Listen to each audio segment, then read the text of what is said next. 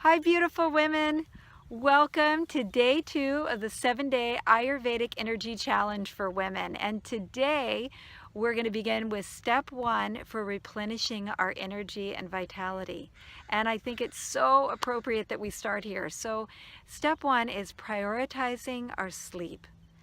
And really, there is nothing that replaces sleep for having the energy that we want, right? There's no supplement, there's no superfood, there's no herb that replaces a good night's sleep. And I've been through my own journey with sleep, and I've worked with hundreds of women reclaiming their own natural rhythms and their sleep. And Ayurveda has taught me so much. There's so much wisdom in it. And the foundation of Ayurveda is bringing our own natural rhythms into balance with the rhythms of nature. And when we do this, everything functions better. Our sleep is better, our digestion is better, our energy is better. So when we think about sleep, it's pretty recognized that about 8 hours, is recommended, maybe 9 if you've been sleep deprived for a while, giving yourself that extra hour. But it's not as well known how important it is when we get to sleep. So it actually really makes a difference. 8 hours going to bed at midnight is not the same 8 hours going to bed at 10 o'clock at night. And here's the reason why, is that time of night, that time at 10 o'clock, 10 to 2, is the Pitta time of night. So the Pitta is the fire in our bodies, and it's also the fire in the environment. And those qualities are hot, they're mobile, they're active, right? They're energizing. And so when we stay up into that Pitta time, right, we have those qualities going. We get have you ever gotten the midnight munchies, right? We get the midnight munchies, we get active, our minds get active. But that same energy that's creating that activity when we're sleeping is actually helping to detoxify our bodies, detoxify our livers, and to make us feel more restored and rejuvenated the next day. So there's a lot of powerful work that goes on in our bodies when we're at rest between 10 p.m. and 2 a.m. So you don't want to miss that time. The other part of getting to bed at that time is the time preceding at that time from 6 p.m. to 10 p.m. is the Kapha time. So it has the qualities of earth and water, so it's heavy. Our metabolism slows down, our digestion slows down, and our minds start to slow down. We start to feel heavier. So if we can utilize that energy to get ourselves to sleep, we'll go to sleep so much easier.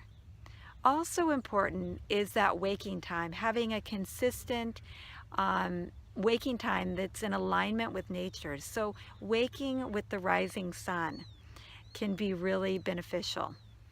So this step is to go to bed at 10 p.m. and wake with the rising sun between 6 a.m. and 7 a.m. And when you do that for 7 days, we promise you, your sleep will improve, your energy throughout the day will improve, and you'll kind of want to keep doing it. 30 minutes before bed. Take that time to do things like maybe meditate, to breathe, to even reading to your children. That's always a wind down for me, getting in bed with my son. Other practices that I like to do is give myself a nice foot massage with good essential oils and herbs, to rub it on my forehead and my scalp.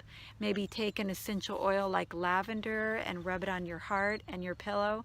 Just these little signals to start that soft transition from day into sleep can help you get to sleep a lot easier and sleep more restfully. The other thing people ask a lot about, because it's a big challenge, especially for women, and as we get older, is that waking time at 2 a.m. in the morning. And the reason that's such a consistent, persistent time, or maybe even 3 or 4, is because that's the Vata time. That's that time when there's more mobility in the environment, more lightness, more air. It's the ether and air time. So there's more spaciousness. And the number one cause that I believe of insomnia is worry. It's worry, anxiety, stress. And if we have a lot of things floating around in our head that we maybe didn't put to rest, that we're worried about, emotions that we haven't fully digested, and we wake up with that light energy at 2, 3 a.m. in the morning, and then all of a sudden we're plagued. Those thoughts, those worries come right in and make it super hard to get back to sleep. So you might try a practice like writing things down before bed, letting yourself know that you can pick them up the next day, using meditation to digest those emotions. Another thing I like to use is EFT, which is a tapping technique that I use in my practice, emotional freedom technique. And there's so many other things we can begin to do, and we'll be sharing with you throughout the week. But I invite you to bring in this practice, take it on for 7 days, and please share with us on Facebook and get support from your community when you find there's resistance or you're having trouble bringing it in.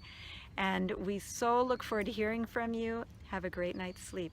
Namaste.